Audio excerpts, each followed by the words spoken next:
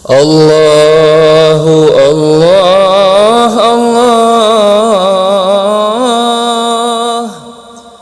Allahu Kita Muhammad Shallallahu Alaihi Wasallam, beliau bersabda dalam hadisnya, as-salatu imaduddin.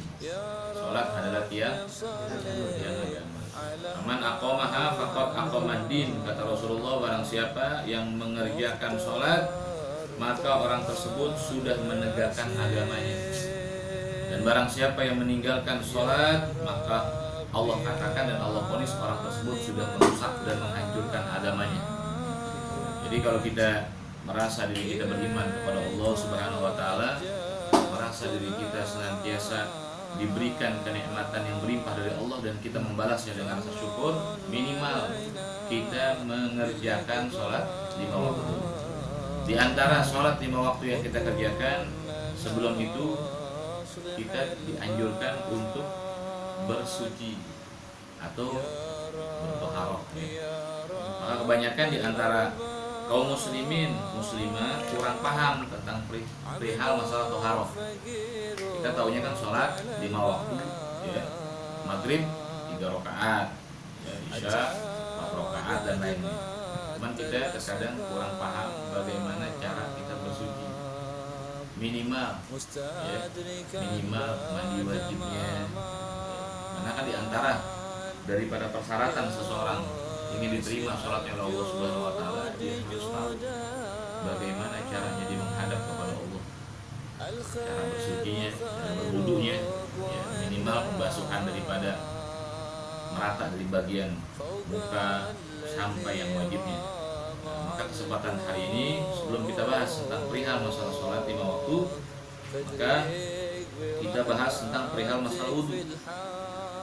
Di dalam hadis Nabi kita Muhammad Shallallahu Alaihi Wasallam, Rasulullah menekankan kepada para sahabatnya untuk senantiasa menjaga kesucian. Nah, ini berkaitan dengan hal-hal yang sekarang kita alami, virus dan lain sebagainya. Karena Nabi katakan, "May yatawadda'a", barang siapa yang berwudu bitawaddu'il akmal, dengan wudu yang sempurna, maka Allah Subhanahu wa taala akan hindari orang tersebut dari penyakit juzam. Juzam itu di zaman Rasulullah penyakit lepra. Nah, kalau di zaman sekarang penyakit virus itu sama semuanya, penyakit dari Allah, tapi tinggal tergantung dari kita. Kalau kita bersuci dengan baik sesuai dengan syariat dan sunnah yang diajarkan Nabi, maka kita akan terjaga dari hal-hal tersebut. Kan sekarang kan kita lagi diuji nih para jamaah, diuji atas 3 poin hal. Di antaranya ujian keimanan.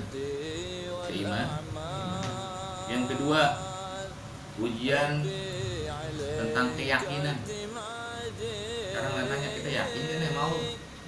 Kalau kita yakin sama Allah, kan disebut dalam Al-Quran, ya, dalam surat Tabarok, Barakalladzi biyadihil muluk wa huwa ala kulli syai'in qadir, alladzi khalaqal mauta wal hayata. Yang mati kita siapa? Allah. Yang hidupin kita siapa? Yang mati kita virus. Kalau kita mau kembali lagi kepada keyakinan kita masing-masing. Maka di sini ujian bagi kita umat Rasulullah, di antaranya kita harus yakin dengan sholat kita yang kita kerjakan. Amal daripada jariah kita, sedekah kita, itu kita harus yakin. Terkadang sholat kita pun yang kita kerjakan terkadang terpaksa. Terkadang kita masih ada was-was, ini kurang yakin. Terima apa kagak nih sholat? Pernah kita ngalamin begitu? Kan sering kita ngalamin begitu, dari masalah wudunya dan lain sebagainya. Nah, hadirin yang dimuliakan Allah Subhanahu wa taala, dahulu 14.000 abad yang lalu Rasulullah pernah berjumpa dengan seorang pendeta.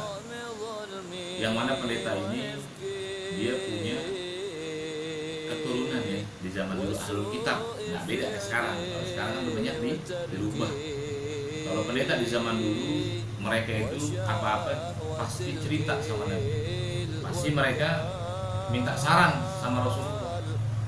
Nah, ini pendeta bertanya kepada Rasulullah SAW yang bernama Al-Atok bin Yasar. Atok bin Yasar, dia bertanya sama Nabi, "Ya Rasulullah, bagaimana keadaan kaum muslimin, umatmu nanti di akhir zaman?" Nabi katakan, umatku di akhir zaman yudoiuna sholat wa yattabi'una syahwah dinarun indahum min sholatihim. Ini pendeta, dia mikirin umat Nabi. Dia tanya, dia tahu bahwasanya dia ini ya, berkeyakinan kepada Nabi Isa. Tapi di saat itu dia ingin masuk ke dalam ajaran Islam, tapi dia mau bertanya dulu sama Rasulullah. Dia pintar. Keadaan umat di akhir zaman kayak gimana? Selamat gak? Sama gak seperti keselamatan hidup di zaman Rasulullah seperti para sahabat? Akhirnya Nabi katakan, ya di akhir zaman ummati yudoiuna sholat. Nabi jawab langsung, di akhir zaman banyak umatku yudoiuna sholat, ninggalin sholat. Wa yattabi'una syahwat, lebih condong pada dunia syahwat. Dinarun indahum min sholatihim, dia lebih takut kehilangan duit dibandingkan sholat. Sahih, bener gak nih kira-kira? Itu ucapan 14.000 yang lalu dari Nabi kita Muhammad SAW. Terus Nabi katakan, man tarakas sholah muta'ammidan bari'at minhu zimmata syafa'ati. Itu dalam hadis Bukhari ya, halaman 567. Dan hadis ini kedudukannya sahih. Rasulullah katakan, barang siapa yang meninggalkan sholat muta'ammidan, berturut-turut ninggalin. Anda tanya nih, subuh sholat gak? Insyaallah sholat. Subuh kita perhatiin. Di antaranya kata Nabi, barang siapa yang meninggalkan sholat muta'ammidan, sholat entar nggak sholat, entar lagi nggak sholat, terus-terusan nggak sholat, bari'at min zimmata syafa'ati, kata Rasulullah, saya angkat tangan, walaupun dia umat aneh, saya kagak bakalan kasih syafaat sama Rasulullah bagi mereka yang meninggal. Terus sebagian ulama ada yang mentakhrijkan hadis ini, bahkan ada hadis lagi yang ditakhrijkan. Di antaranya, mereka yang memperbanyak selawat kepada Nabi, katanya diampuni segala dosa-dosanya. Tapi walaupun banyak selawat, walaupun kita gemar maulid, andaikan kita ini orang yang cinta sama maulid, kan kadang ada orang yang beda. Ada yang demen maulid, ada yang bilang maulid bid'ah dan lain sebagainya. Tapi kesemuanya, yang paling penting kata Rasulullah bukan itu, semuanya adalah sholat. Bahkan sholat kedudukannya tinggi di antara amalan-amalan yang lain. Ya, Nabi kita Muhammad SAW belum menegaskan lagi orang yang meninggalkan sholat, ya, orang tersebut apabila dia haji maka hajinya ditolak. Tuh orang yang ninggalin sholat, kalau dia haji, hajinya ditolak. Terus apa lagi? Kalau dia punya amal banyak, maka amalannya semuanya ditolak. Terus apa lagi? Kalau dia termasuk orang-orang dari golongan orang-orang yang memiliki keturunan yang baik, walaupun dia anak ustaz maupun dia anak kiai apa gitu, tapi kalau ninggalin sholat gak bakalan dapat syafaat Nabi kita Muhammad SAW. Bahkan dalam kitab ini para jamaah, ini kitab namanya Arba Ar-Rosail, ya nggak ada di internet kalau dicari. Nah, kita apa-apa kan Google ya. Ini anak kasih tahu ya. Kita kalau mau belajar, kita kudu ada guru. Nabi pernah bilang kepada sahabatnya Abu Darda, "Amman ya usul ilmi." Di mana kamu mengambil ilmu, di situ kamu harus ada panduan, di antaranya guru. Kata Nabi, di antara orang yang mendapatkan ilmu yang diridhai Allah, di antaranya musalsalatun asaniduhu ahlihim, dia punya sanad mata rantai sampai ke Rasulullah. Kayak contohnya nih, kita ini berguru misalnya di hari ini dengan Al-Fakir misalnya, kita aneh ngajarin ilmu nih.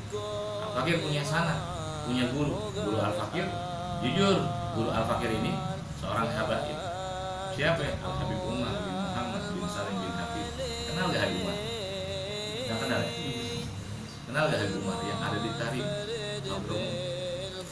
Beliau berguru lagi dengan ayahnya Habib Muhammad, berguru lagi dengan kakeknya sampai ke Rasulullah. Ini aneh sedikit kenalin sanad ya, biar kita ngerti, biar kita nggak salah jadi guru. Nih Nabi punya cucu namanya siapa? Hasan dan Husain. Kita ambil dari Sayyidina Husain ya. Karena nih ini banyak banget nih Mu'tazilah, orang yang kadang ngarahin agak benar, yang condong kepada Husain, kepada Ali, ini bilang Syiah tuh, itu yang nggak beres tuh. Tapi di sini saya pengen kasih tahu yang jelas daripada sanad, supaya kita mencari guru sesuai dengan sanad dari Rasulullah SAW. Di antaranya Nabi punya cucu namanya Hasan dan Husain. Sayyidina Husain, ya, dan Husain aja nih kita bahas ya, Hasan nanti aja. Sayyidina Husain itu punya anak lagi, namanya Ali Zainal Abidin. Makamnya di Baqi. Zainal Abidin, Ali Zainal Abidin ini yang disebut di dalam sejarah, kitabnya namanya Bin Hisham, Sejarah Nabawiyah. Itu disebut beliau pernah mengislamkan seseorang yang sakti di Indonesia. Tahu gak siapa? Makanan Kian Santang, sezaman sama dia.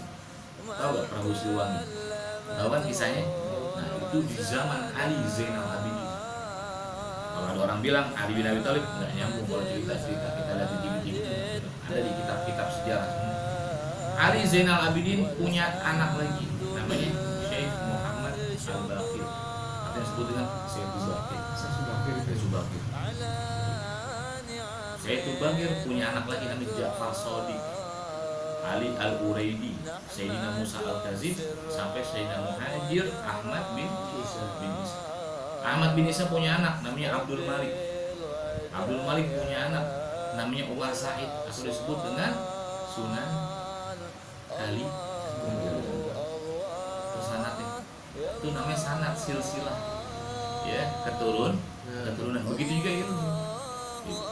Oh, yang saya dapat ini dari guru-guru yang bersumber sangat sampai ke Rasulullah. Karena di zaman tabi'in itu ulama-ulama keturunan Nabi itu banyak dibunuh-bunuh. Sama siapa mereka? Orang-orang Mu'tazilah, orang-orang yang beraliran sesat, SCI. Maaf ya para jamaah ya. Ini kita bongkar secara luas nih ya. Kadang kan orang kan berkedok ulama, terkadang dia musuhin, tukang ngadu dong. Kayak contohnya nih ulama-ulama kita dari keturunan Rasulullah itu banyak dibunuh. Sama siapa? Sama kaum Mu'tazilah. Siapa kaum Mu'tazilah? Mereka yang mengikuti daripada jalur kepemimpinan daripada sultannya di zaman itu. Jadi di zaman itu ada ulama yang bukai dua, tapi dia main politik. Ngerti ya? Dia pengen menghabiskan daripada keturunan Rasulullah, sehingga sanad dari mata rantai hadis Rasulullah itu bisa dirubah. Bagi kita kalau misalnya pengen melihat di Gramedia kitab-kitab hadis, mau kitab hadis Bukhari, Sunan Abu Daud, itu kita lihat itu banyak udah dirubah, maaf banyak dipotong. Lagi di internet, ya, postingan-postingan dan lain sebagainya yang nggak jelas. Kalau kita lihat di internet, kita harus tahu tuh, misalnya dari sanadnya dari atas tuh, kedua ke bawah sampai nggak kira-kira Rasulullah SAW. Kalau cuman an Abi Hurairah radhiyallahu anhu qala Rasulullah SAW, cuman kita tahu nggak takhrij daripada sanadnya, atau disebut dengan matan, isnad. Kalau rawinya kan kita tahu, rawinya misalnya Bukhari, Sahihain, Muslim dan lain sebagainya. Kita pernah tahu nggak kira-kira sanad mata rantainya sampai ke Rasulullah? Nah itu yang jadi masalah buat kita. Makanya banyak perpecahan datangnya dari situ semua. Paham dong? Ya mujidal khalqi turra